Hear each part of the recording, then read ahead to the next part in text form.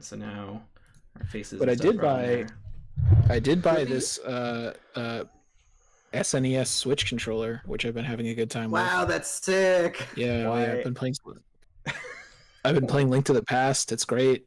It's been fun. Are you gonna buy the Game and Watch a little tiny Zelda box? No, because that looks stupid. That's just a dumb thing for people that to waste has money Link to the on. Past on it.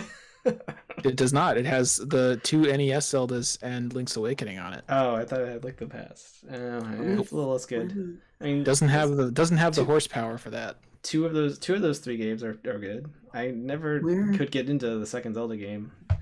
That one's like I think Link's Awakening is the like hipster pick for best Zelda game now, but like I think Adventure of Link is the like extremely hipster pick for like actually Zelda 2 The Adventure of Link is actually really good, you know.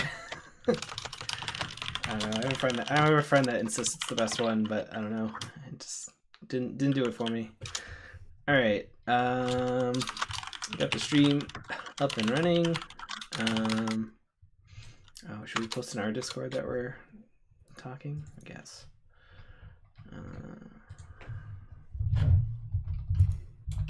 Yeah, I'm gonna throw it on the Facebook real quick. All right. That is why you hear my. Did I update keyboard. the chat? I did update the description. Great. Oh, Good job, look me. at. All right. Does anyone in chat wants to tell us if the sound levels are good or not? I don't have Harris. Sound levels. Yeah, the goal is to have the sound levels loud enough everyone can hear, but so they don't peak, so we can just rip it and put it into a podcast. That's the life goal. We haven't mastered it yet. We've been doing this like a year, so That's what we're looking for. Hooray! So Can I just post a thing? Jeez, Facebook is crazy. I mean, Okay, post it on Facebook. That's a deep We're secret. good. all right. Well, Comrade Sim, thanks for hanging. All right. Yeah, they say the people say, "Yay, not nay," Hooray! Great. which means we can start the show. Hello, everybody, and welcome to Miskatonic University Radio, a podcast and live stream exploring Fantasy Flight Games' Arkham Horror the card game. I'm your resident snakeman, Dane. I'm human boy Dan.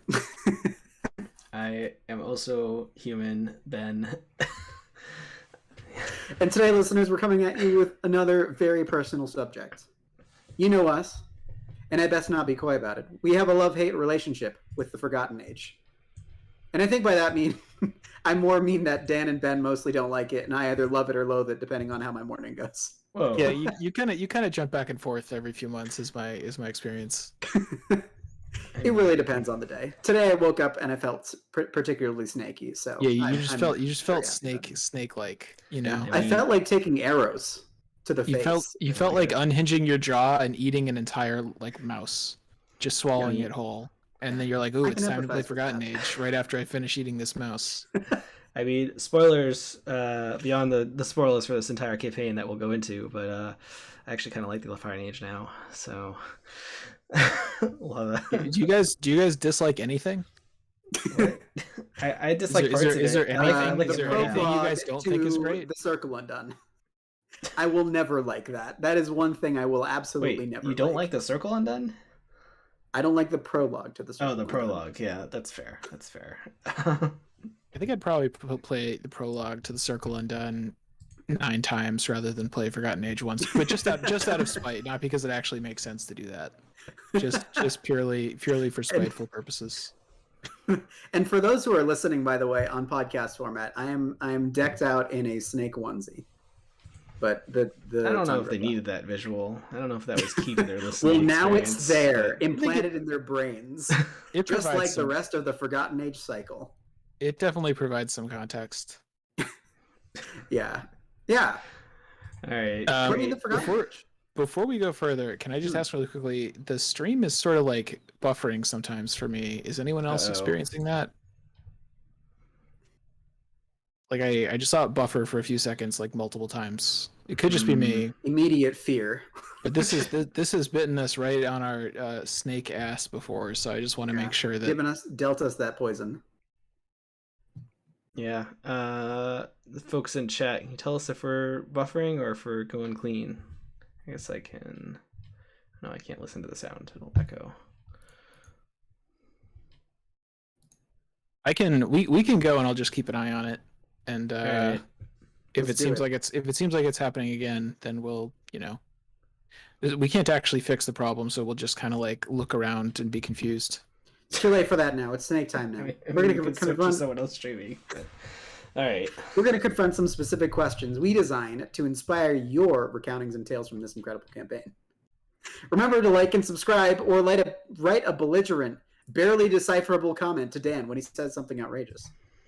Yeah, definitely do that. But make it very crude. Anyways, those are the only comments we're accepting, I guess. I don't Yes. know. Yeah, if you have a nice, polite comment, go post it on the Mythos Busters or something. Only give us the trash. That's what we want. that's what will fuel our Forgotten Age discussion. Oh boy. All right. So what are the topics that we're discussing here about Forgotten Age? So we got a series of topics, as mentioned. Spoilers for everything Forgotten Age. Return to related. Oh, that's probably good call. Good call. brief touch on Spoilers are a other very big thing campaigns right as now. well. Oh boy, yeah, that's a whole. Facebook is so weird. All right. So let's start off on a positive note. What's the best scenario in the Forgotten Age? Dan, what's your pick? I mean, it's really between Threads of Fate and Depths of Yoth, right? Or at least those are the two that we initially liked when we were first talking about it. I guess you guys probably like all of them now, or most of them, or something. I don't know. I mean, if you'd recall, Threads of Fate actually almost, I mean, not almost, but it got pretty far up on our best scenarios of all time, which was around the time of Dream Eaters, right? Ish. It was like a little bit after Dream Eaters. But yeah, it got pretty far. So for me, it's definitely Threads of Fate. I do like City of Archives, although I feel like that should definitely be its own standalone and not actually inside of the Circle Undone. Or not the Circle Undone. Where am I? Hi, I'm in the Forgotten Age. Yeah, I like Threads of Fate. I think the most. Yeah, no, I could definitely see some people picking City of Archives. That is a really creative and interesting one. I'm not a huge fan of it, but it is good and I respect it. Yeah, for me, I think it would be Depths of Yoth. Honestly, Threads of Fate. There's one encounter card in Threads of Fate that's really annoying that we'll probably talk about later. But Depths of Yoth is just solid all the way around. Yeah, I think I like Threads of Fate. I think I like basic Threads of Fate more than Return to Threads of Fate, which I think maybe overdoes the gimmick a little bit. But yeah, Depths of Yoth is pretty good. I thought you hated City of Archives for some reason, Dan. Is that not true? I mean, I'm being polite. I basically hate it, but I do. I mean, I hate playing it, but I respect it, and I think it's a cool scenario. I just don't actually ever want to play it. Is it because it deletes Sophie or something? Doesn't it do that or no? It probably does. I don't know. I mean, it makes everyone kind of the same, and you don't get to play your deck as much. But I think it's like an interesting twist in like a 10 scenario campaign or whatever. It's definitely neat. It's just like you're right at the end of the campaign. It's the third to last scenario. It's usually right when your deck is like close to fully upgraded and it's really chugging along, and all of a sudden it's like, here you go, play as this squid alien that can't do anything. It's neat though. One thing, we might talk about this later when we talk about the changes for Return to, but the Return to City of Archives makes the map like huge because it was already a huge map, and it just adds an even bigger chunk. It's like one of the biggest maps, and it honestly, that's kind of a bummer. It's just so big. It makes it bigger and adds more objectives, but you don't actually need to get getting extra objectives doesn't do anything for you other than giving you a critical achievement, which has no value. So you have to always try to do that. Yeah, that is true. Yeah, its criticality is one of no value. I mean, I noticed looking at what you've got here on the slide, which people just listening to the podcast can't see. One of the things you've got on here is Shattered Aeons. Does anybody want to make a kind of contrarian choice that Shattered Aeons is the best scenario? Nope. I mean, because I do think it's good. It's a good scenario. It's not bad. Like, it's clearly, I mean, nobody here is going to make an argument for like Boundary Beyond or Heart of the Elders or something. So it's like, you know, I think Shattered Aeons is like a solid ending. It has like kind of two distinct phases where you're like first exploring like the regular exponential places, and then you go into like the a crazy time warp zone, and you get to go to locations and stuff are all pretty cool. I love the locations. I love the like future apocalyptic New York, which is a fun little tie-in with the theme of the campaign because Snake Plissken, right? So it's all about snakes in the end. And also, I mean, Captain Farnese in chat, you do get to kill Alejandro. That is the point where you finally get to do so. True. So that is definitely a point for Shadowlands. I do like that. There's like you have depending which path you took, you can have different boss enemies show up and stuff. And I like that it's a callback to like Arkham 2nd Edition, where you're like trying to seal the gates or whatever, and it's done in like a different way. Also very fun that you get to like you can like totally change sides at the last second and like side with the person you've been against and be like, yeah, snakes aren't that bad or whatever. Or I guess it sounds like overall where most of us are kind of in the like Threads of Fate or Depths of Yoth kind of area when it comes to the best one. Yeah. All right. So I'd say the same, yeah. So I wanted to think about kind of the encounter cards and enemies, and I first want to talk about ones that we like, ones that kind of bring up the feel of the jungle in like a fun way. We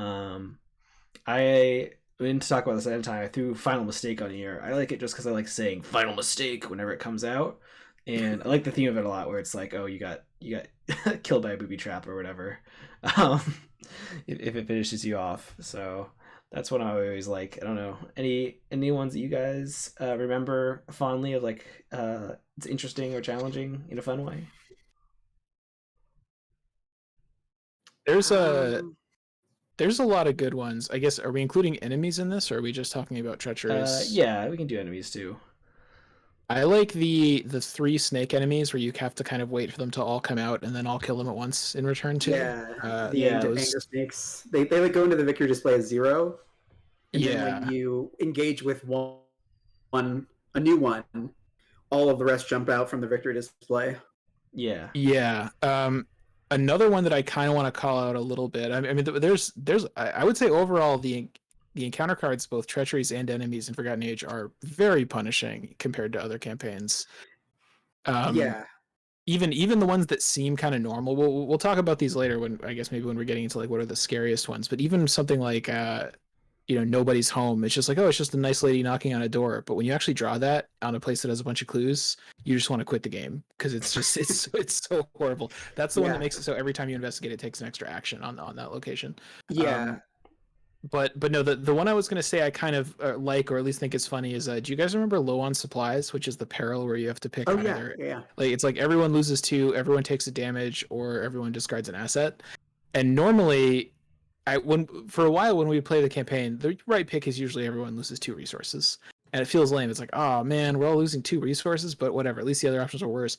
But now, after playing Innsmouth, where there's a similar card where the cost is 3 resources, losing 2 doesn't seem so bad. So it's kind of funny how our perceptions about this kind of thing could change. Yeah, I agree. I think some of my favorites are probably one of them is just called Ants! ! And it's just got this picture of a guy like running and there's just ants all over him. And it's pretty great. I think you like discard random cards from your hand, which is absolutely awful. But I really should have called it Ants in Your Pants, but I suspect I couldn't do that because of trademark issues or something. I also like what's the one where you get buried and you have to do like a agility or combat test to get out. It's like combat or agility 4, and then every time you do it, it gets a little easier to dig yourself out. Entombed. Yeah. I like that one a lot. In terms of like the Indiana Jones feel of the second scenario, where Duma waits, is it? Yeah. I like Duma. Not so much the mechanics, but I like some of the kind of time themed ones from Boundary Beyond, like Window to Another Time and there's one that's like Lost in the Time Vortex or something. Just cool art and kind of cool. Cool theme. Even though most of them are very miserable to draw, it's like it has good vibes. It's kind of interesting. Yeah. See, I was kind of thinking about. I think that maybe I don't like the time as much as I like the jungle stuff, like the poison stuff. And I think Comrade made a good point in chat there. He said it was very experimental, like a band's first concept album, sort of. And I feel like there are 2 distinct feelings of the Forgotten Age, where you have something like Lost in the Wilds, which was a treachery that like just sapped actions from you, and or no, you take horror, and then you cannot move or explore until the end of the turn, and it's like that just feels really bad.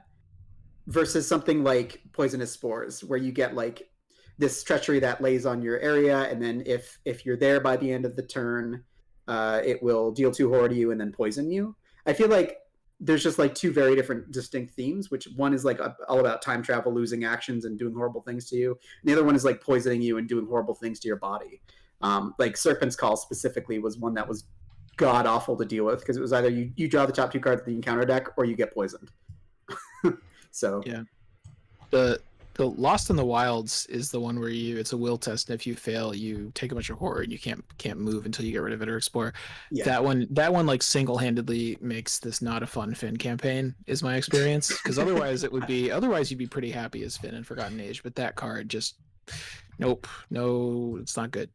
There's also Call of the Jungle too, which is a will test that stays in your treachery area or your threat area for a very long time, and it's like unless you explore every turn, you take a horror or something like that. Yeah, which adds up. So it sounds like we're more talking about cards that are particularly brutal than ones. I mean, they bring up the theme of the jungle, I guess, but some of them sting a lot. Yeah, Arrows to the Trees is the one that I always remember as one of the first playthrough is like, oh cool, because then we were playing like all like 2 ally decks plus at that point. It's like, oh cool, I take 3 or 4 damage. I mean, that one is like the worst case scenario for that is like your Daisy with Dr. Milan or something, and it's like, oh god, this is not good. I remember the first time we flipped that card over when we were playing the Forgotten Age, and Dan was just like, really? This is just 2 damage? Well, but it does kind of emphasize one of the things that we complained about with Forgotten Age, and so obviously it's punishing, you're in the jungle, it's trying to make you feel miserable, but it's doing that in a way where often you don't have much of a way to interact with it because you don't even get to do a test. So that is something that remains to me kind of frustrating about some of these cards. I'd also like to mention a card called Deep Dark, which is a card that goes next to the agenda, and that was so brutal.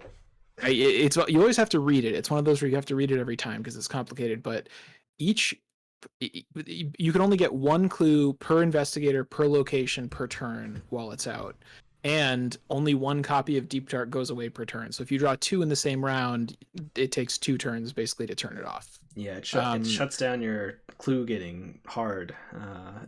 It's kind of an interesting. I don't totally hate it. It's kind of an interesting card because it makes you play around it and but it's just sometimes it can come out and you don't even care at all because you're busy fighting stuff and you don't have time to get clues anyway. And other times it can just absolutely like grind your momentum to a halt. Yeah, definitely. There's that Serpent's Call card that's just like become poisoned or draw 2 war encounter cards. It has some good art on it where it has like a really big snake waving its hands around with a bunch of little snakes. Like, oh great. But does anybody, honest question, every time I played Forgotten Age, every person in the group is pretty much on board with you avoid being poisoned at all costs. You always draw the 2 encounter cards. You always let Snakebite kill your ally that you just played for like 6 resources. You do anything to avoid becoming poisoned. Has anyone ever just said like, oh, I don't care about being poisoned, I'm going on like a poisoned run in this campaign? I've had 1 or 2 friends. I had a friend that was playing Calvin that let themselves get poisoned for a little while just to get that extra trauma.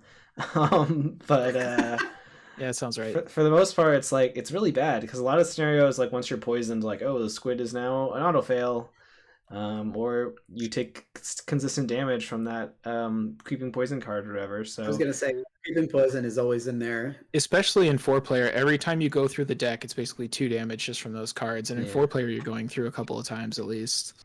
On top of that, there's just random locations that are like, when you enter this location, if you're poisoned, giant snake jumps on you, and then the snake says, if you're engaged with the snake and you're poisoned, congratulations, you can't do anything and you're gonna die. There's just I mean, the campaign does a good job of making you not want to be poisoned and have it be like a real threat. And I think most of the ways you can become poisoned you can avoid. There might be 1 or 2 enemies. I don't quite remember. There's a couple of very annoying ones where it can be kind of out of nowhere and you can't do much about it. But yeah, for the most part, that at least you get to do a test or do something to avoid it. Yeah. I feel like conceptually, Arrows from the Trees was one of my most hated ones too, but I also think that because at that time, MJ was like staring at the Arkham statistics and was like, "Man, all these decks have charisma in them, and they're all just wrecking all of my scenarios. How am I going to deal with this? Just make Arrows in the Trees, and then nobody's going to want to play charisma." I think to try to sum it up a little, because we have been talking about Forgotten Age and counter cards a little bit, but in an average sort of campaign, usually the encounter deck most of the time has like, there's a fair number of cards in it. They're like test will 3, and if you fail, something kind of bad but not that bad happens to you. Like there are usually very bad encounter cards, but there's a distribution where on one end you have things that you don't care much about, and on the other end you have things that are pretty bad. Forgotten Age, there's very few encounter cards I think that you can just ignore. Most of them either really make you miserable or annoyingly like you have to do at least something to kind of worry about them, which is not necessarily a bad thing. It gives the campaign a different feel, but like I think you definitely notice that when you play it. Yeah, for sure. All right, I was trying to remember if there were any return to cards that were particularly nasty or good. I think all of them are really bad. This is the Brotherhood Acolyte. They're like very interesting to play around. That like when they first come out, they don't do anything, but when more come out, they can spawn other cultists and there was everywhere. Do you guys remember the house in 3 different timelines card from Return 2? There's an encounter card that's like discard 5 cards from your deck. Oh, merging timelines. Yeah, that one's just a real like you have to read it for a while and squint because it's kind of complicated. It's not actually that terrible, but it's interesting. Yeah, it's like if you discard any copies, you lose an action and discard that copy of the card that was milled from your deck, essentially. Yeah, I like the Tindalos Alpha. It's like the dog that pops out, but if you evade it, it just like poofs away after the enemy phase, basically. After it hits you, you can just move with it on you, and it'll smack you once, and then leave. Yeah. I don't know. I like it when there's enemies that you have alternative. There's like a little bit of a choice between like, do I want to kill it or do I want to evade it? When previously before this campaign, it was kind of like I should just kill it. It wasn't much of a process. So I did like that.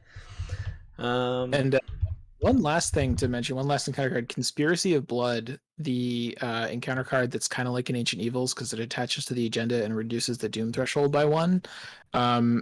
It's a very difficult encounter card, but I kind of like it because it was one of the first times that they did the like alternate Ancient Evils that you can interact with in some way card, which has kind of become a staple in later campaigns and Return 2s. So I think it's kind of neat that this is when they started doing that.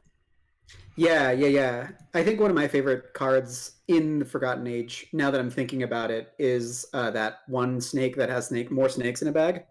And he's just like aloof for the whole time. And he really just wants to show you his snakes in a bag. Serpent Guardian. What? Oh, he like makes just has a bag of shroud snakes. higher or something, right? And he's a snake. He just wants to show you his children, I guess. I don't know. But other people in the chat sounding off, they have like Lost Humanity from City of Archives, which is also one that can drive you insane. And then Window to Another Time is the only Ancient Evils that is also probably worse than actual Ancient Evils. Maybe not, but just about as bad. Yeah, it's pretty bad. So I wanted to talk a little bit more about maybe the story of it and how the Chaos Bag works in this campaign versus other campaigns. And I kind of think the Forgotten Age, I'm talking like how the various spooky tokens get added or removed from the campaign, because each campaign I think they try really hard to make it different. So this one, I guess my question to you guys is, do you guys think the Forgotten Age does it the best out of all of them?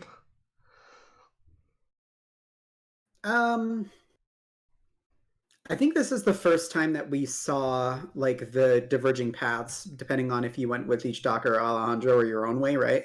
Where you get cultists or tablets or elder things, and it's kind of like your way that you choose how that works. And in that regard, I liked it a lot. I liked how like branching out into like who you trust, and if you just trust yourself, makes the narrative like push forward mechanically as well. I like that translation. And I mean, we've seen that almost ever since, right? Like in some form. And I think that they do it better later, but that is to say, it's kind of fine here. That's not one of the complaints that I would have for the Forgotten Age. I feel like it's not as strong in other campaigns. Like this one, it's like, oh, the Chaos Bag really reflects how strong your loyalties are to Alejandro or Ichitaka, in that you get like the other team's spooky token in the bag. I think maybe what Ben is kind of getting at a little bit is this is the one campaign where you can clearly explain in one sentence how the Chaos Bag changes work, and it just makes sense. And there's not like, because in Carcosa it's very weird because it's only based on kind of the most recent decision that you made, but then sometimes random weird things happen. And this is the one where it's like, oh, every time you side with Alejandro, you get an Alejandro point, which is whatever token it is. And every time you side with Ichitaka, it's this token. And you can look in the bag and basically see the record of which decisions you've made. Yeah. Yeah.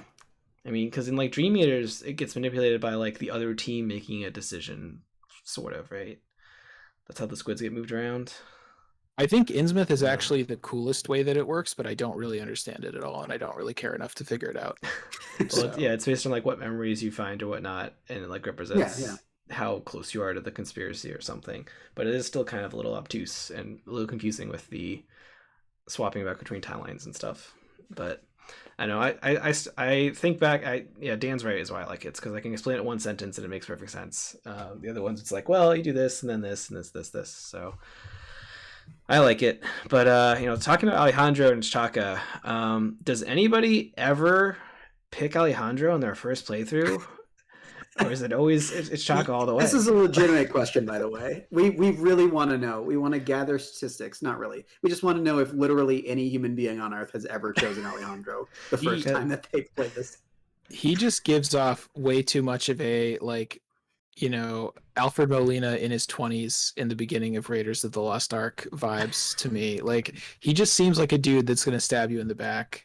And he's not a dude that you want to trust. You don't want to go in the jungle with that dude, No. Like, it's like you just don't do it. I think I've played this blind with like 4 or 5 groups. I think all of them we eventually sided fully with Chaka if we could. I think one group maybe picked Alejandro in the first scenario and then quickly switched to Chaka as much as possible. So I don't know. Yeah, I agree. He does seem like he comes off as a villain too much. I mean, Chaka's not like friendly at the beginning, but it just seems like, yeah. I think that we kind of she's very not friendly at the beginning. I think that we kind of have it's easy for us to accept her being pissed at us because we're in her territory, kind of. Yeah. So absolutely. it's like, okay, well, she's fighting us. Like, she doesn't know that we're not jerks. Whatever. It's reasonable. Also, I forget what Alejandro as an ally even does. I doubt is that amazing.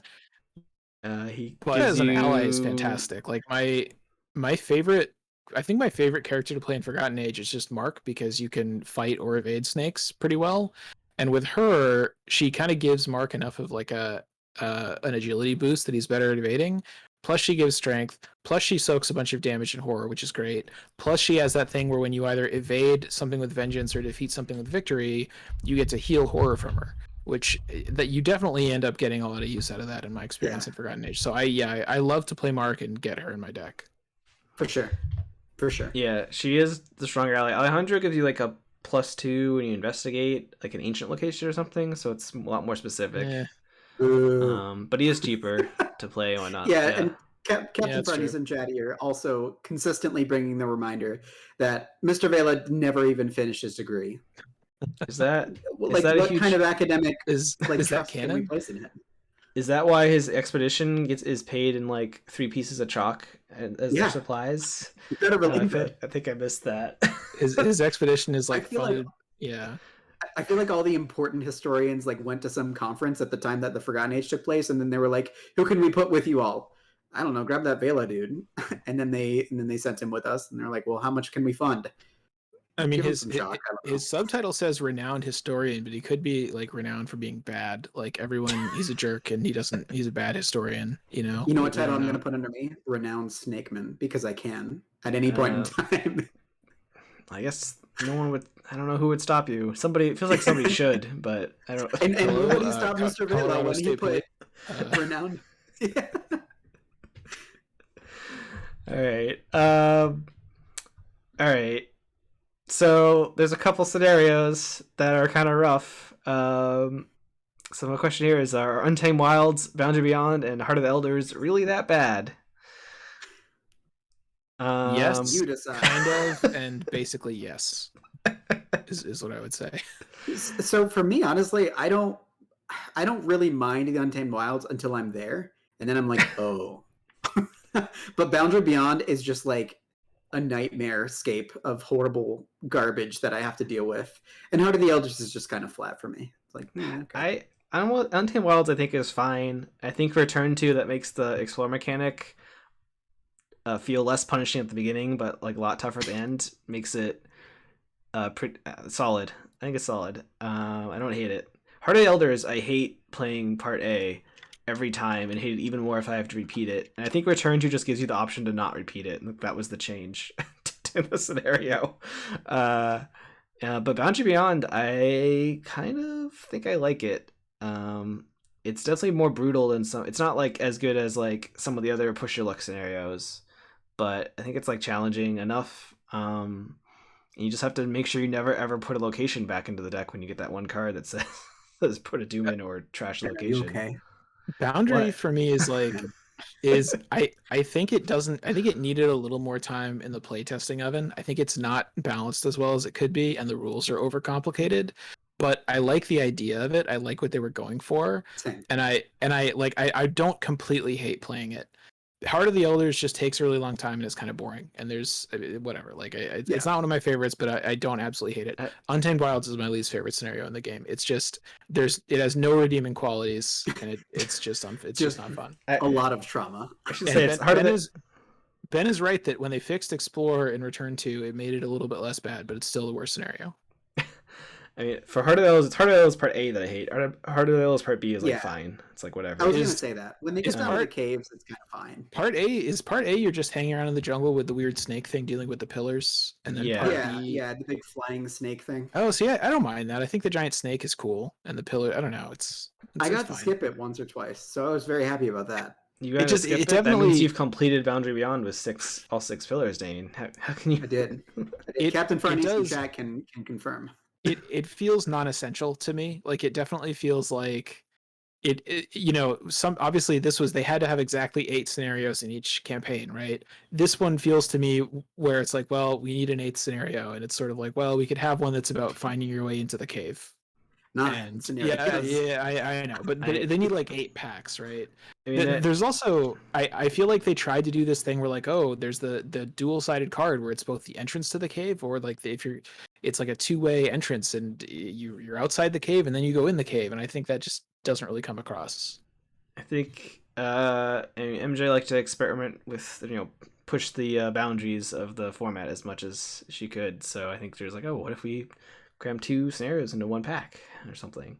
I think with the new campaign format is gonna mean that we don't really worry about that happening again, because it won't be confined to whatever they want. The cycle format. Yeah. I actually do hate Boundary Beyond because the connections change. The connections change when you flip up to the ancient location. Oh yeah, that is so bad. And makes me very upset because I always forget. I always like halfway through the scenario, I was like, "Oh crap, these weren't connected the whole time." It's kind of a cool mechanic when you think about it, but when you actually play it, it just makes you so angry. I mean, it's really cool that it's like in the past, it's like, oh, everything's connected by like one big path and like a circle, whatever. But in the present, now it's a city, so there's like streets and stuff, so it's connected differently. That's cool. Yeah. But playing it, I always just forget. So like whenever there's a scenario that has some key aspect that I always forget every time, which is the scenario's fault, not mine, I hate it. So it also has window to another time in it, which is one of the worst things to deal with, because every single time that scenario goes, draw a window to another time 3 times. Great, we all have boards for it. Awesome, we're doing great. And then it immediately, after every single agenda like flips, shuffles the discard pile back into the encounter deck. And so you just get bombarded with 12 windows to another time, and it's just it also just has that weird structure to it where you finish what you think is the end of the scenario that really feels like the end, and then it's like, oh, but there's one more agenda, and you have to deal with this random Padma person. Padme Amidala. it's like, look, man, I just went through a lot just to get this far. Can we just be done? Is usually how I feel getting to that part. Also, I didn't want a name that made me remember the first Star Trek or the first Star Wars. I don't want that. Do you mean like the 5th least bad Star Wars movie? I mean, that is true. There are a lot of bad ones. I have a soft spot for episode 1. It's a fun movie. Sure. If you're a fan of midichlorians, sure. But I think that my short answer to this question is basically yes. But I mean, just to get this out of the way now, I mean, we kind of like complain about aspects of this campaign, but I mean, I would much rather have them try things that end up not working, which I think is what a lot of the stuff in this campaign was like, than never try anything and just keep doing the same thing over and over again. You know, That's so you gotta, good point, yeah. like all these scenarios that we've just been complaining about, except on 10 Wilds, which has no redeeming qualities. They tried to do something interesting and they had some cool ideas. So that's admirable. I agree. I also like all the cave stuff for what it's worth. I like when you're in the spooky cave at the end of Heart of the Elders, and the treacheries are interesting. They're at least thematic, and they do well to portray that you are in a dark, dank cave. Speaking of caves, looks like we've got a question here about Depths of Yoth. Yeah. So how low can you go? Depths of Yoth. Why does it stand out as like one of the few, if not the only, campaign scenario that works as a standalone? See, is that even true? Because I think Threads of Fate is a pretty good standalone scenario. Or I mean, we don't actually play these as standalones, but I think have you ever played it as a standalone though? I have not played any of these as standalone because why would I do that? But like, if you're going to, and also Depths of Yoth. City of Archives, I think, also is probably one that you could do as a standalone pretty well. That's the one that I would say, mostly because it feels more injected into the Forgotten Age cycle, just because of it was kind of like it had to do with the source material, and maybe other reasons, because, well, we need to stick Yithians in there somewhere.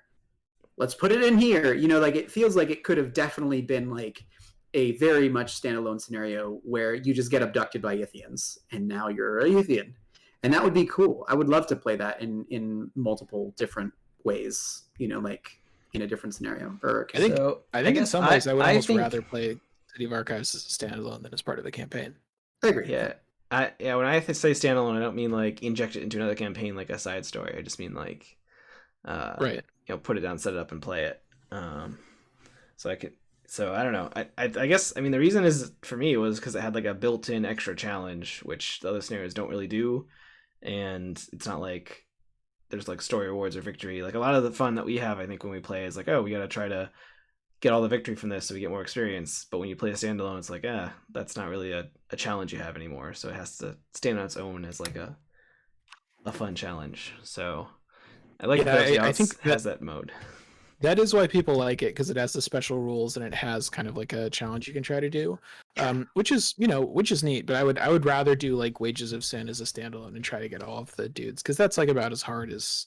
I mean, I guess, you know, with Depths of Yoth in theory you can just keep going forever, but in practice it's like whatever. Soon the skull's like a -12, and then it's, well, we've been doing this for 4.5 hours, and it's time to quit, time to die. Hold hands and jump into the volcano. You know. Wow. As you do. Yep. I remember the first time playing through Depths of Yoth and being like, wow, that was really good. Just being pleasantly surprised at it after most of Forgotten Age. I believe our first time playing through it was Arkham Knights 2018, and it was, right. I believe this is the scenario that we were frantically trying to finish before the FFG Game Center shut down for the night, I think. Yeah, so that was a fun aspect. It led to a critical campaign log error that messed up our blind playthrough later. And you still remember it more than 2 years later. Yeah, I do. It's a huge blotch on my record of rules management and managing the campaign log. So we were talking recently that the FFG Game Center was sold to like a different operating company, and this has caused us some amount of distress because we're not sure whether there will ever be more Arkham Knights and whatnot. I hope there is. We've had some good times at the Game Center over the years. It got sold back to like the person that originally opened it as a game center, who like went off and like did their own company. So it's still like someone that was like originally at FFG. I don't know. It seemed they definitely spun it in the news article. It's like, yeah, we're still gonna do events there, but we'll see. I just, as long as they still have Surly on tap, and as long as there's still Arkham Knights there, I'll be a very happy guy. Maybe they'll even bring back the pizza that Ben used to like that they stopped having. Did they stop having Oh, and it they the have second that time great we went beer there, there? right? They did, I right? thought you complained about that. I thought they stopped well, making pizza. I think they were just out of it because I went and got food late. But we found that Okay. other pizza place nearby that had like a really good calzone. So What Yeah. was the beer that they had there? I forget what it's called. Surly Furious. Yeah, That stuff's Surly's great. Yeah, But yeah, good stuff. all right. So here's an important question. After all these years, is chalk still edible?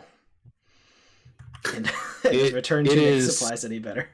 Things don't become more or less edible most of the time. I mean, like do. individual I don't know if units of a that's true. substance. No, I mean, individual like, units of a we- substance may, we but like we you're bought we got this chalk 2 years ago is what I'm picturing in my mind. Can we still eat it? Like the chalk I have in this box over here. I don't think it has an That's from New expiration date. Hampshire. I think It's New Hampshire I think it's brand. exactly as edible as it was 2 years ago. That's my take on it. And Which that's is the power extremely. of chalk. But the supplies mechanic in general, I think we all kind of hated it. The initial Absolutely, playthrough. very very much. What do you think about Return to? Is it make it any better? No, Yes. I think So the other thing that I really think that is improved in the the Return to is the what is the town one? I'm completely blanking. Threads of Fate. Yes, the resolution in Threads of Fate, where it Yeah. allows you to you get even more experience to spend on stuff. I like that more. let's put that thought on hold. You're gonna have, I think, an unpleasant realization when we. I think isn't there a topic coming up like how does the Return to make it worse? Yeah, And I think Ben and I have something we'd like to bring up when we get to that slide. I mean that's I think that's the next question, but yeah. Let's put a pin in that for now. I think they tried to make supplies a little bit more of a thing. They added more. In some of the scenarios they added like locations that deal with the compass or the torch or something.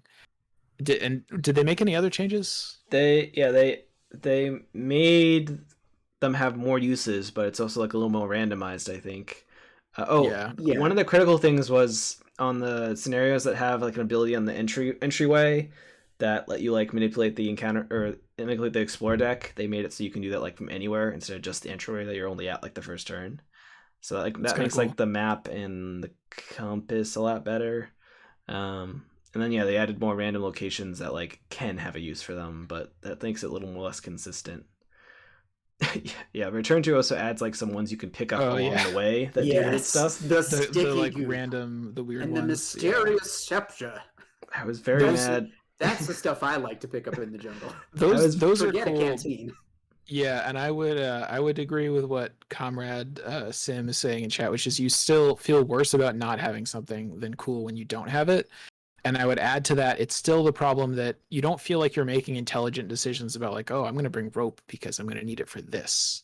If you've already played the campaign a million times and you've memorized what they're all used for, you can kind of do that. But there's usually just a correct answer. It's usually you want to avoid trauma unless you're Calvin. And I think one thing that I was talking with somebody else who makes content, custom content, and they were saying like it'd be neat if they did items based off of like your investigator subtypes. You know how you have like drifter and like police or whatever. You have all those different subtypes. It'd be interesting if there was like double the list of stuff that you can have, but certain subclasses of investigators could take certain things with them. So your composition for the Forgotten Age would actually matter, right? Like, so like you could be like, okay, well, we're bringing Daisy because she can take, these specific things. She can take like the map because that's only what you can get at Miskatonic University or whatever, because her subtype is Miskatonic, I believe. So yeah, that something like that would have been more interesting and more, I guess, in flavor, in theme for the actual Forgotten Age, but they do feel very much like what you guys were all saying. Yeah. In Return to, they the supplies feel less important just because the third scenario you basically get all supplies that are remaining at the end of it. Yeah. Which kind of makes it like, oh, I don't care. But I like the supplies you pick up along the way. That they added in Return to, like that feels more interesting, and I think we actually kind of see more of that in we kind of see that in Innsmouth, right, where you have like items you pick up and you can get them later as like cards. So Yeah. I like that in Forgotten Age here. I was very mad. I think when I first played through, we picked up like the sticky goop or something, but then we didn't pick up like the other half of it, so I didn't get to see what it did. You shed some sticky goop. Yeah, so we just had some sticky goop. I think to answer the question, I would say no, it does not improve the supplies mechanic, but I really appreciate that they did add additional chalk flavors. There's now kind of like a mixed berry one and kind of like a tart citrusy chalk. And one that I think is kind of like nougat. It's hard to tell. I think it's kind of like a nougat marshmallow flavor. So they didn't have to do that, but if you're going to be eating chalk, it's nice that they give you some options. So that's pretty cool. Yeah. So talking about Return to Forgotten Age, what ways do you guys think it improves the campaign or makes it worse? So because we kind of mentioned it previously, sure. Ben, do you wanna drop some very unfortunate surprise knowledge on Dane about this? Has Dane not played Return to? I think he might have just not read the directions too as carefully. Yeah, in Threads of Fate, they change it so instead of getting an experience for the each third act you complete, or each second and third act that you can spend however you want, they change it so you can only spend it on supplies. And you have to convert it into supply points. So instead of getting like 11 or 12 experience, you get like 6, and then you just have a bunch of points that you use to buy the rest of the supplies. So you get more experience in Threads of Fate, but most of it is useless experience. Yeah, and you get less useful experience. I mean, you also get to use it to heal trauma. You also get to use it to you get to buy things, heal trauma, and I feel like I remember when I went back into, or at least when I went into Return to Forgotten Age, I had more supplies than I did in regular Forgotten Age, vanilla Forgotten Age. I mean, and that felt good. I felt better knowing that I only like missed out on one or two things. See, like the reason that I usually want to get experience is to spend it on cards, to get good cards to put in my deck. But you just like spending experience, even if it's on like rope and torches or whatever. Yeah, you actually can't use it on rope and torches, but yeah, I mean, it helps the XP curve a little bit because you do get a lot of XP in Forgotten Age, so it slows it down a little bit, but it just feels bad to be like, oh, you got this experience, but it's only on the supplies, and then if you did well in the scenario, you get all the supplies, and there's like no decision. So I would honestly feel better if they had just reduced the amount of experience you get than if they're like, you get these fun bucks, these Chuck E. Cheese tokens that you can only spend in a crappy Chuck E. Cheese that doesn't have anything cool behind the counter. You know, like no, you know what? Don't give me this like these Krugerrands or whatever that I can't spend on anything good. Like just don't give me anything. It's fine. Yeah, I think that for me was a pro. Okay. I thought it was kind of neutral for supplies wise. Something I think was a big improvement was how they changed the explore mechanic. Definitely. In a lot of the scenarios where instead of it starting with a bunch of treacheries and locations, it starts with nothing, and then like as you successfully explore, you shuffle a treachery into the deck or a random card from the top, so it could be an enemy too. Which makes far more sense, right? That feels a lot better. It does make it like so it's like the back half is harder than the front half, but that feels better because you usually have a little bit more setup. So yeah, well, and it makes sense too because there would be some places you would find that would be like the close locations that are like easy to find, and then you would it would be more difficult to find the ones that are further away or that are hidden.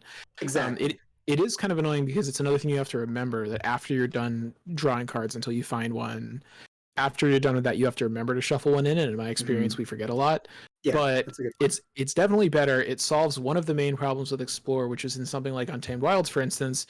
You start with just one location, and you have to explore pretty quickly because you're going to draw cards like Poisonous Spores or whatever that mean you have to move around.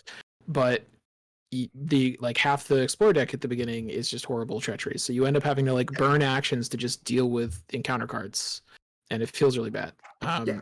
Another side effect of this, because you're shuffling in a random card from the encounter deck, is you can actually get enemies in the Explorer deck, which you couldn't get in the original version of Forgotten Age, I think, right? Yeah. Right. But I like that. I like it's like, oh, I went looking for the Fountain of Youth, found a big snake, had to fight it. I mean, it's Yeah. just it feels weird that they didn't kind of start with that as a possibility, but I like having that as a mechanic to have enemies in the I Explorer deck. agree. Yeah. They always have the benefit of hindsight when they do the return to. So like, oh my, Yeah, how can we improve yeah. this? It didn't work out as we want. So Yeah. I like it that they ties took the also just, opportunity like, to do it.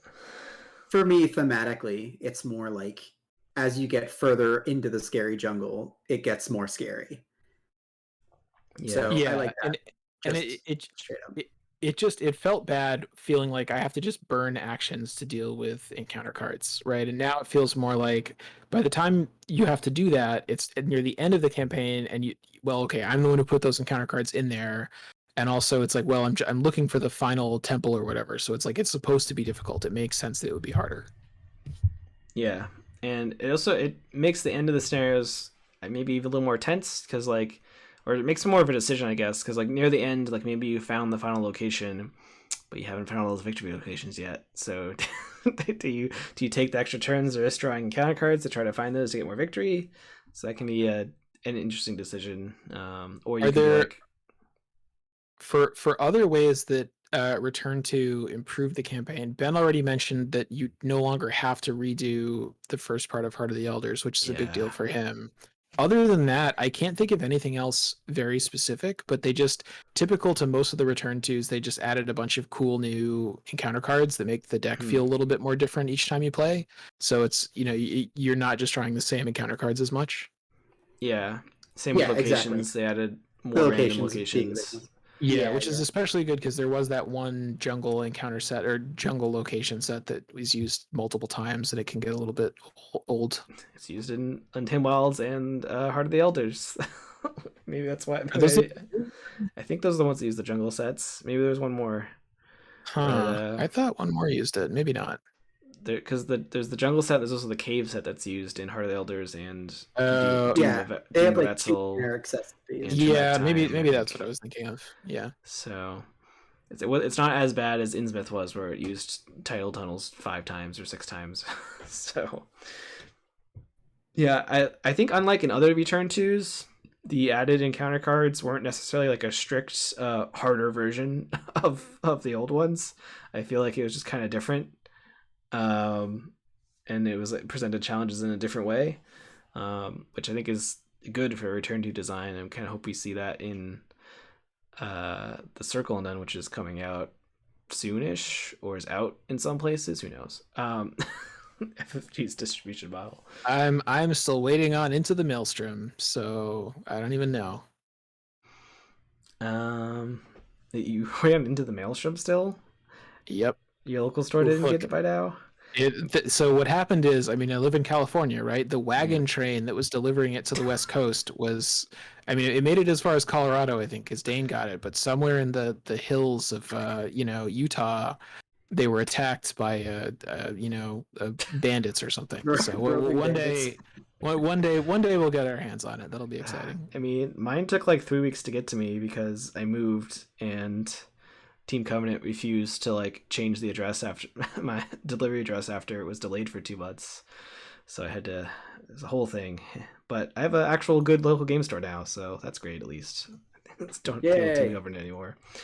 But yeah, anything else on how we think Return to improved or didn't improve it? All right. So here's my next question. The Harbinger. I don't know how to say it. Harbinger? I thought it was Harbinger. Harbinger. That seems right. That sounds correct based on the letters. Comrade in chat is definitely not gonna like it, but we can call it Harbinger. So is it better designed than Yig itself? Does it feel like a better threat throughout the campaign, or just like a more interesting thing? So like, because it has like the effect where like you fight it a couple times or you evade it a couple times, then it poofs away and then it comes back later. Well, Yig's just like a big giant snake that you maybe don't even fight. Yeah. I don't know. I never really liked the Harbinger that much. Like, I guess it's fine. It's always just annoying because you have to, if you have somebody in your group that can evade, they kind of just evade tank it and it's okay. Otherwise, it's sort of, I don't know. I like that it remembers damage, and I like that.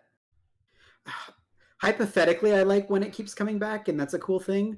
But I also really just hate it when it's like in execution, because it means that I have to like, oh look, search your collection, which means I have to stand up, walk over to my drawer that has the Forgotten Age stuff in it, go find the Harbinger. That's just poor make planning sure that I Lane. don't. Like, you know it's coming. That is annoying, but also the fact that it's just this massive snake that just serves generally to make things worse and not really having like a different personality. I think that the Forgotten Age, the Return to, changed it a little bit, and I like it more, in that it made it a little more dynamic, where if there's a certain threshold of damage on it, that it shifts to being good at evading to being bad at evading and good at fighting you. So like that dynamic seems to make a little more sense and makes like interesting incentive to put damage on it rather than just killing it. But I don't know. Yeah, it's all right. That does help, because the original version of it always feels like it has so much health and you never really feel good putting damage on it because you're using up bullets or whatever, and it's like, we're probably never going to kill it because there's always other stuff to fight. You never have time to just wail on it and load it up with damage usually.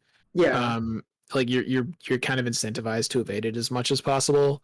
So I almost wish it was just like invulnerable to damage and it would just feel cooler to evade it. There's something like that. Or like Conrad in chat was saying, they prefer it evolves over scenarios. That'd be pretty cool, right? Like actually being able to kill it, but if you kill it, it comes back worse or something like that as a different card or something. Like it gets like bonus stats or however you want to do it. Like there's a lot of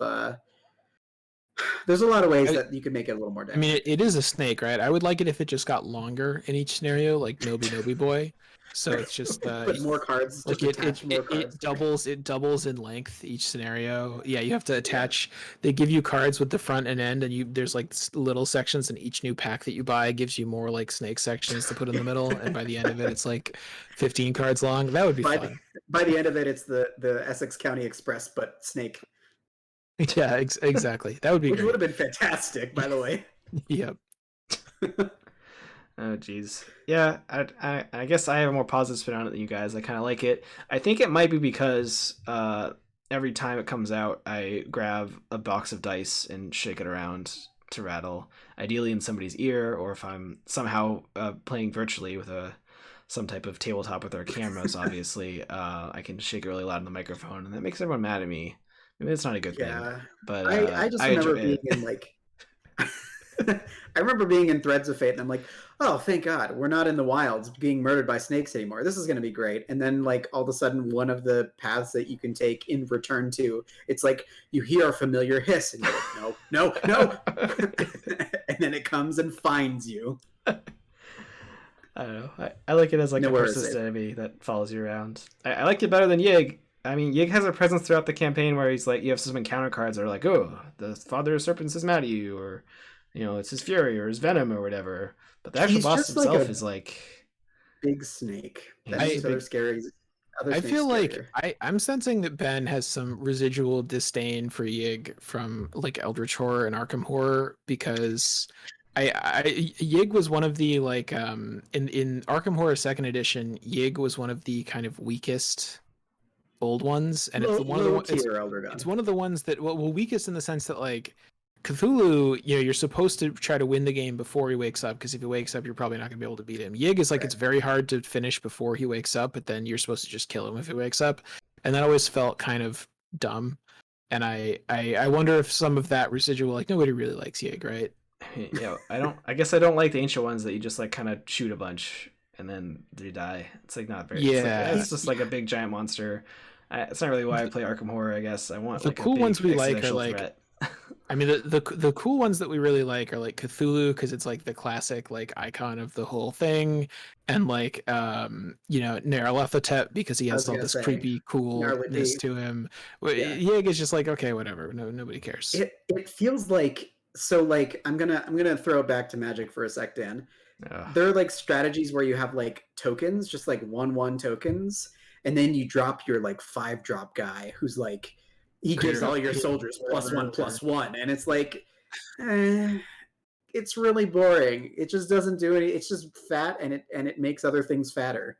It's like it doesn't do anything else interesting or dynamic, or it doesn't poop out little snakes every turn or something like that. It just makes other snakes bigger, and it's big itself, and it's like, yeah, okay. Anyway, So- that's why we don't like Yig. Yeah. All right. So let's move it on. So next question: has anyone read the source material this campaign's based off of? It's like the Mound and the Shadow of Time are two of them. There might be one more I forgot. But if you have read it, do you think the campaign uses it well? I was gonna read these before we started recording, but I failed. Did either of you succeed? I read The Shadow Out of Time a very long time ago. Yeah, same. I think I read that a long time ago. I've never read The Mound. Yeah, that's fine. Yeah, because Shadow of Time is just the City of Archives based on it, right? Or is there other stuff that pulls from it? Yeah.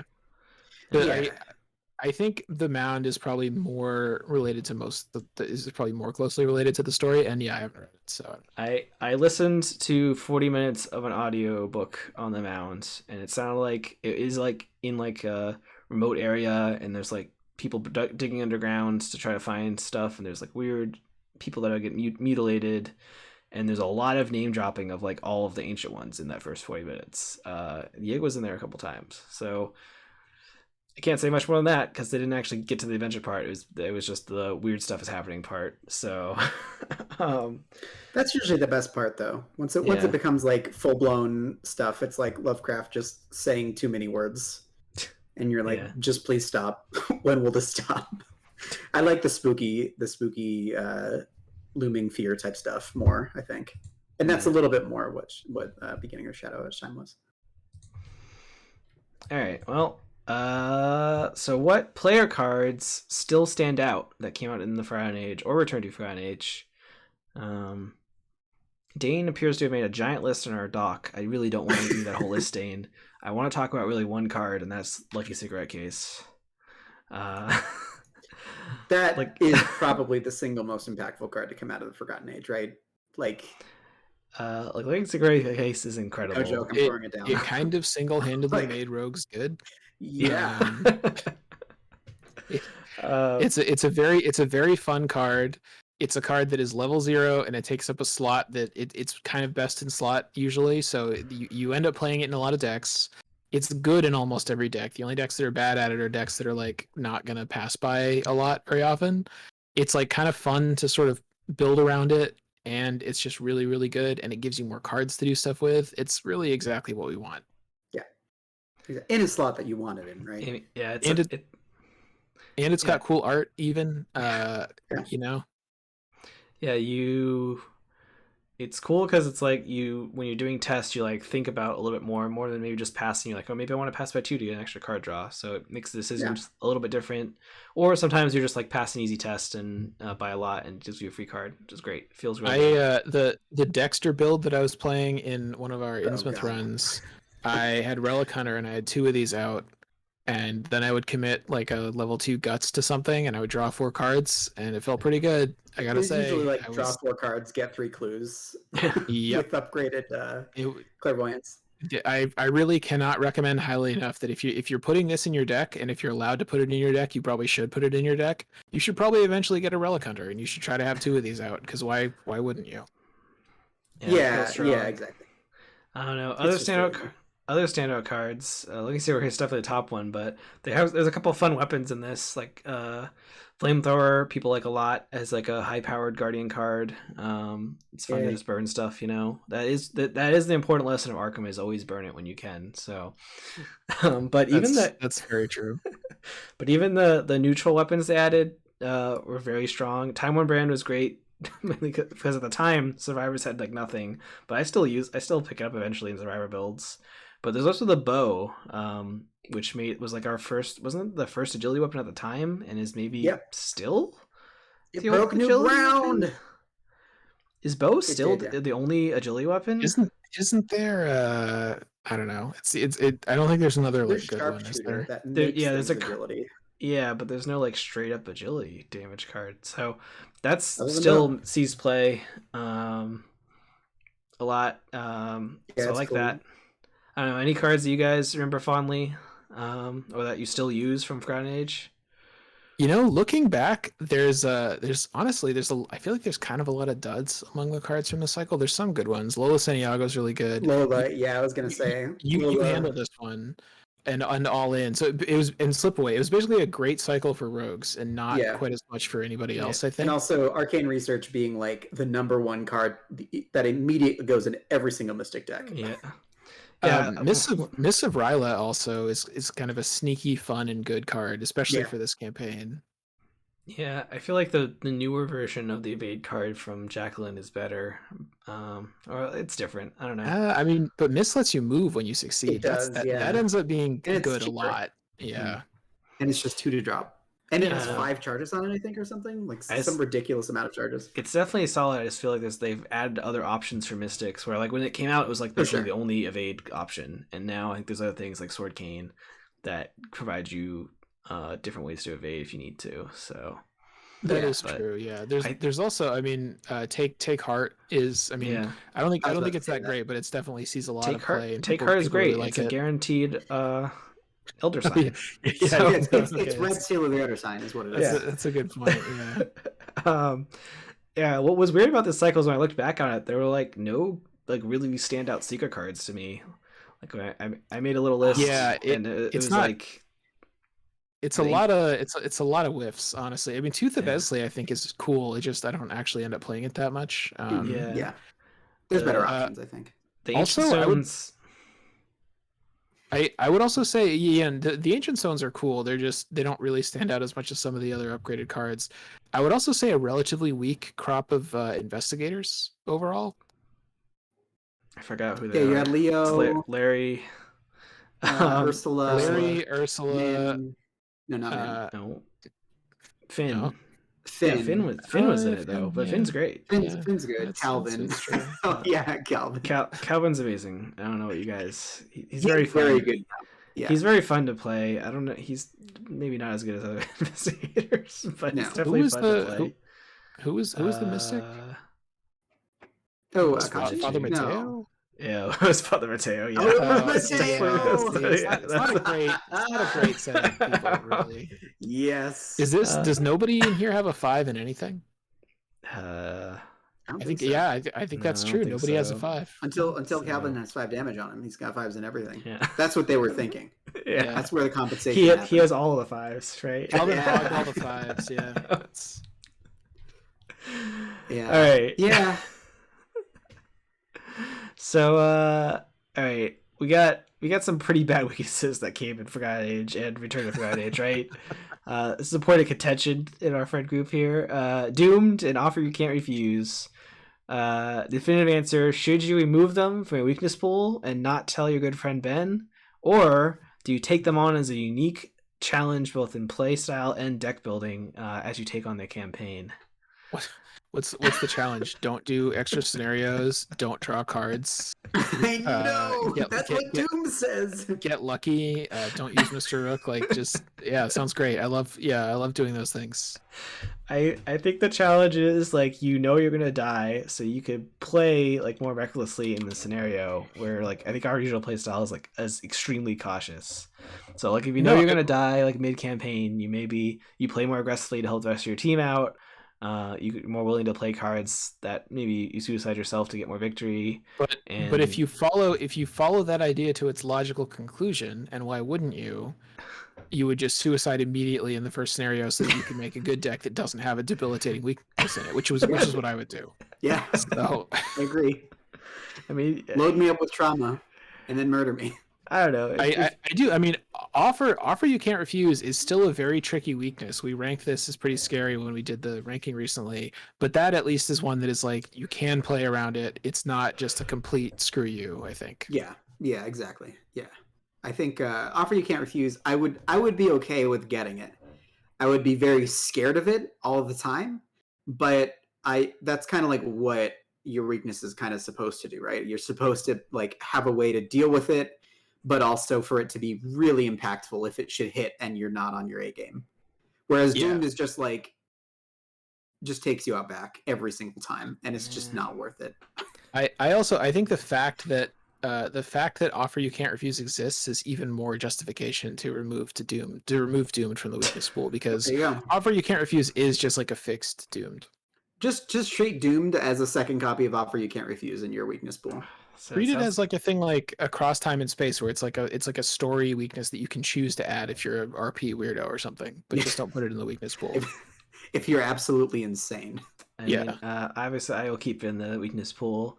I don't know if I've ever actually drawn Doomed, so maybe if I draw it once, that'll immediately change my tune.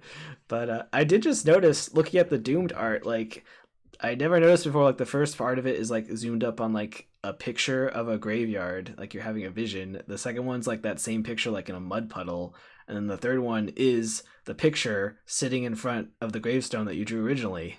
That's extremely cool. Yeah. It's like having premonitions or whatever. Yeah. So I never realized that there was that transition between the three cards. Offer you can't refuse is just like it's just the small text getting more intense. It's just getting more and more on fire and stuff. But you know what offer you can't refuse? Offer you can't refuse feels like if you accidentally sign up for some kind of subscription thing that is really hard to cancel. Yeah. That's because you kind of just keep having to pay for it, and you're really mad at eventually. But if you install like something and it has like that little box that's automatically checked that you forget to uncheck because you're just tired of reading the EULA, and then they just start sending you ads and things to your email, that's exactly what that is. I signed up for I was walking down the street in Amherst, Massachusetts several years ago, and I was accosted by a young gentleman that was trying to get people to donate to Doctors Without Borders. And he signed me up for like a monthly donation to them, which I thought I was doing like a one-time thing. And it's still going on because you don't want to cancel it. Like, what are you, the jerk that doesn't want to help Doctors Without Borders? Like, you have to keep it going. But it's like now it's just this random thing that happens every month, and it's like, okay, whatever. I guess until I die, this is what's happening. And that was the offer I couldn't refuse. Friends, please be sure to check up on Dan's monthly subscription to and donate to Doctors Without Borders, everybody. It's a great group of people. They do a lot of really good work. I think their tactics for getting people to sign up for donations maybe could be worked on a little bit, but they do. I mean, they do really good work. It sounds like their tactic worked perfectly, Dan. Yeah, I mean, from their point of view, it's working great. All right, so the last question I have prepared here is probably the most important one. This is a campaign about snakes and time travel. Why are there no dinosaurs in it? This is really the question I've been asking. This is what set the tone for the expansion for us, because when we opened the box and we looked at it and we were like, what, snakes? Where's the T-Rex? Where's the Gigantosaurus? It just so, Ben, ask me right now, what would you do if you had a time machine? What would you do if you had a time machine, Dan? Go back in time, ride a dinosaur, then get eaten by a dinosaur. That's the obvious answer. Like, I didn't even have to think about it, right?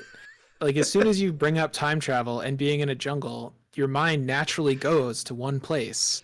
And for some reason, that's not where we ended up.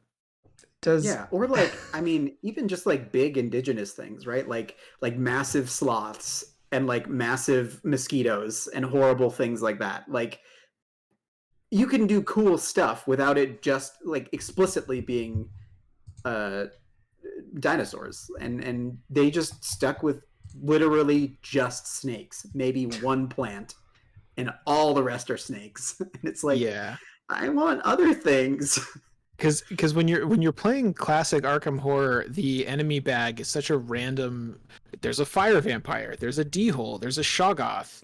There's a Hound of Tindalos, which is basically made out of literal triangles. Like, it's a real. You feel like you're getting exposed to a lot of weird stuff. And in Forgotten Age, it's big snake, medium snake, angry snake, snake that summons more snakes, snake with a bag of poisonous snakes. Snake. Yeah, it's. It's like, I'm so tired of snakes. I just want cool things. Oh, man. Comrade Sim again, saving it for Hollow Earth scenario. Yes, please. That is what we need. can we get some of that, please? Yes. It's also, I think, like the 20s was a big era. That was when people were starting to discover a lot of the dinosaur stuff for the first time. Mhm. Like, you know, you could have a scenario where you go to the New Mexico where they're digging up bones or whatever, and then you end up back in time riding a dinosaur. Yeah. Yeah. You know, let's do it.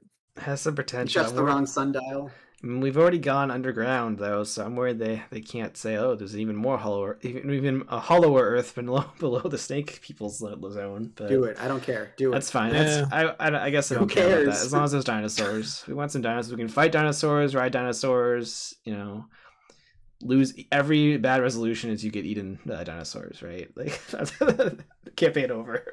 I would come on. Look, if there's one thing that FFG knows how to do, it's license popular properties and make games out of them, right? Jurassic Park LCG when? Come on. Like just I'll Oh, how that'd much be sick. how much money do I need to pledge to Patreon or Kickstarter this, cuz I'll do it, you know. Maybe MJ was like, I'm gonna put some dinosaurs in here, and one of the higher ups was like, nah, we can't. You gotta wait on that. We're working on a deal. It's been 10 years in the They making. couldn't- It's gonna happen though. It's my baby. Hey, yeah, well, you know what other card game has dinosaurs? Magic has a bunch of dinosaurs now. They did one set with dinosaurs in a jungle like 4 years ago, And it around the same time as exploded. Forgotten Yeah, Age. there was like a weird oddity exploded. like for like all the card games and board games were like, oh, it's time to do jungles and dinosaurs, right? It wasn't even, it was like a famously bad Magic set, but you know what? People still love the dinosaurs. Now they put dinosaurs in like every set because they know that that's what the people want, and they got to give the people what they want. That's the kind of, that's what 15 needs to do. Yeah. I agree. Uh, Full on 100%. So yeah, well, there's still hope for dinosaurs in the future. Maybe can only hope. So that was all my pre-prepared questions. I have a couple small ones. If you guys want to keep talking, unless you're snaked out. I feel It like could be. this particular snake is already pretty long. There's already a lot of, you know. There's a. There's a lot of meals in it. There's a lot of mice that it's eaten. we can But do. yeah, I did want to go back and real quick confront a question that Comrade had in chat here. He asked, or they asked, what is your favorite or least favorite interlude? I thought that was kind of an interesting question, considering I like kind of mostly pay attention to interludes, and in this one specifically, the most impactful one for me was before Depths of Yoth, when you're standing kind of like on the precipice of the depths with Ichitaka, and her like eyes are glowing yellow, and you're like, no, not you too, Ichitaka. And if you have like a pocket knife, you can stab her or something like that. I don't remember, but it was an interesting like visually, like that is one of the more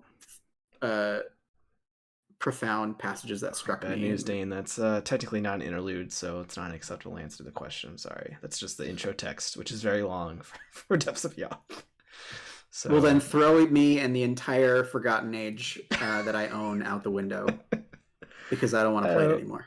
the first interlude is definitely the most impactful when you realize what a critical mistake it was to not bring a blanket or binoculars, right? The first playthrough, and subsequent playthroughs, it's not as bad. You know, it's like fine, but I don't know.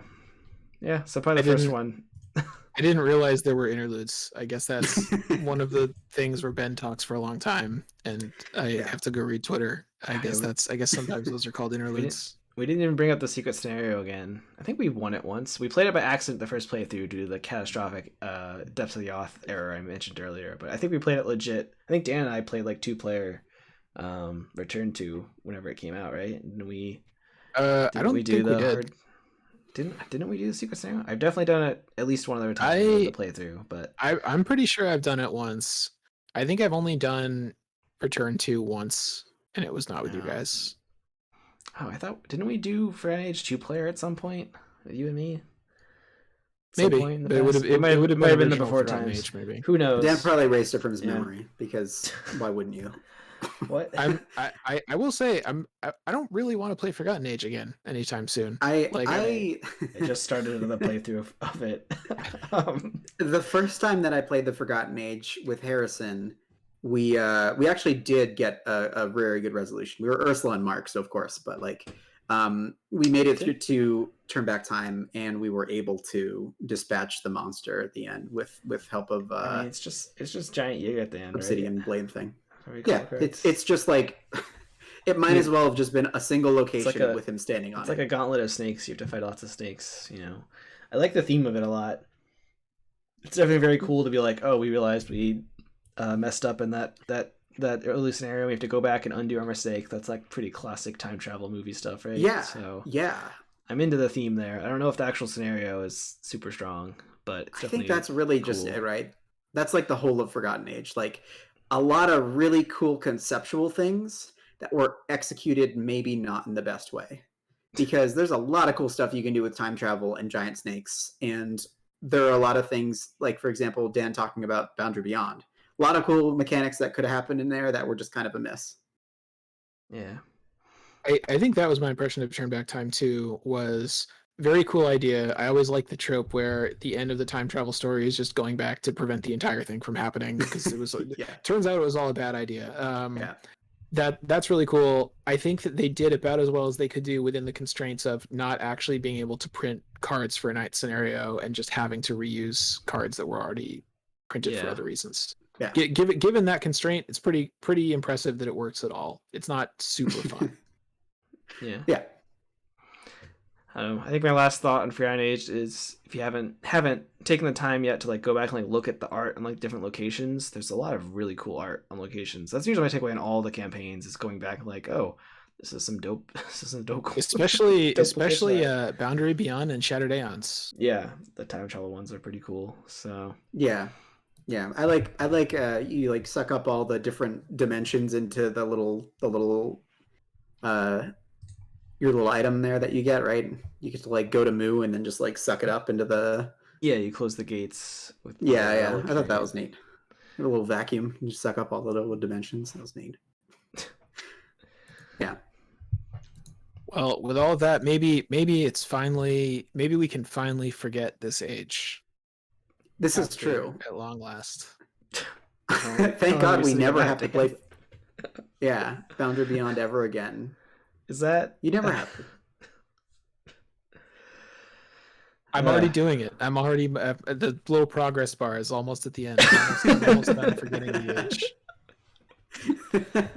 I mean, everybody. With all that said, what are your favorite moments in Forgotten Age? Any interesting snake-shaped dilemmas that you might have? Yeah, I mean, there were. Let us know. Come hang out with us on Discord. Reach out to us on Facebook, Reddit, or Instagram, or email us at comments@mur.fm. If you really love our show and you want to get more involved, join us on patreon.com/Miskatonic University Radio to get access to exclusive Discord channels and other fun things.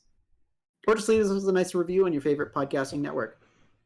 Thanks for listening, everybody, and we'll catch you next time when we talk about probably not the Forgotten Age. Are you sure? Are you sure you guys don't want to do another episode talking about it? Okay. No, I think we close the book on it until we return to the Forgotten Age. Then we're well. If you change your mind, just let me know. All right. Did you do the calls to action, Dane? We got to get those numbers up. You did, right? Great. All right. Bye. Bye, everybody. Bye, everybody. Listen. Thanks for hanging. I got the Arbit's custom Forgotten Age Chaos token, or auto fail, which is a big snake. So I had to play through the Forgotten Age to justify it. So that's what's happening right now. I also there's like a little arrow token I got for the bow, but I think I picked investigators. I don't actually want to use the bow. So That's very sad. But don't worry, I'm making somebody do their first full campaign as the Forgotten Age, so I think it's going to go well. I think we're going to get a long time out of it. Like a year or so ago, when I was playing through all the campaigns with friends from work, they like violently rejected this campaign. Like we started Untamed Wild. They had really enjoyed everything else. Then we got to Forgotten Age because we were doing the campaigns in order. We started Untamed Wilds. They hated it. We skipped it, went on a Circle Undone, which they liked. And then this was like right when Return 2 came out. So then we did Return 2, and they were like, okay, well, this is fine, we guess. But obviously it's not great. Yeah. I don't know. Dane, didn't you have you mentioned your first playthrough Didn't you and Dan the first time you played through it like die like 5 times on the second Oh scenario? yeah, And it we wasn't played really- Roland and original Carolyn with her Yeah. original weakness, and it was awful. Oh, we that's right. straight up went insane on the second scenario without moving a single location. We just I- sat Oh in the my God. doorway I and think got I wrecked remember by Carolyn's weakness. I think I remember Untamed Wilds going about as well as it ever does. And then yeah, Doom of Esley, I think just some bullshit like Carolyn's thing came out just immediately. Immediately, And I remember looking over Tane like, well, you have ways to make it go nobody away, had right? aura on them, Like so you nobody could do have anything about cards it. in your deck that can deal with this somehow, right? And he just looked at me like just shaking his head. Nope. Oh, okay, all right. and then we died. We got defeated, and we were like, all right, well, you know what? We'll recoup ourselves, go to the next scenario, and have at it. And then the passage reads, redo the scenario. Mark 5 vengeance, and we were both like, no. So instead, we I think drank and watched Butcher Brothers, and that was a better decision. Man, I think the Return to did at least fix that. I think you could like take like 15 vengeance or something to not have to repeat it. Probably great, worth great mentioning. stuff there. One thing I could have mentioned as like a thing I don't like about Frozen Age, and not that we didn't spend enough time complaining about it, but I feel like you always get so close to having 0 vengeance, like because you Yeah. obviously don't want vengeance, but getting through the whole thing with 0 is really hard because there's a couple of specific places that are just almost impossible to avoid, and there's also at least a few scenarios have those big snakes that are like 4/4/3 or something, Oh, the and basilisks. and have vengeance on them. Yeah, the basilisks. And That's man, if Heart of those Elders, just right? Yeah. if those are just near the bottom of the encounter deck, you're fine because you do other Right. stuff. Eventually they pop out and then you evade them for a little while and you're fine. If they just come out immediately on like turn 2, you might as well just throw your cards up in the air and walk outside. Like it's this is gonna suck. This is not gonna be fun at all. Yeah. This is yeah. I mean, you can always resign immediately and try again, which is Resign and go play Circle Undone. That's the real pro move. That's the pro strat when playing geez. Forgotten, Yeah. really. well. I'm Yeah. looking forward to Circle Done Return to when it comes out. Yay! Some Me point, too. so Yeah. it's gonna be great. All right, We'll open up the box. It's like, oh, we added snakes. Oh boy! All right, that's it for the stream.